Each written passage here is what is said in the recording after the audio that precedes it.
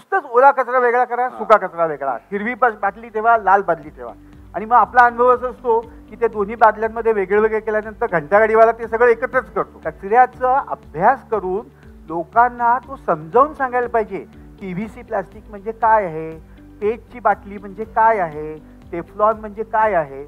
पण आज लोकांना माहितच नाही. लोकांना एवढंच माहिती आहे की ओला कचरा आणि सुका कचरा. तुम्हाला कचरा तज्ञ म्हटलेलं आवडेल का? मला त्याविषयी स्वच्छता दूत म्हटलेलं आवडेल. वा, की जर असं प्रत्येक जण कचऱ्याचं परिवर्तन करायला लागला तर मग डम्पिंग ग्राउंड या गोष्टीचं करायचं काय? डम्पिंग ग्राउंड वरती काय होणार? इमारतीच होणार. कारण डम्पिंग ग्राउंड वर कचरा नाही म्हटल्यावरती सगळ्या लोकांचं लक्ष, अरे हे छान ग्राउंड आहे, त्याच्यावरती संकुलं बांधा म्हणतील ते.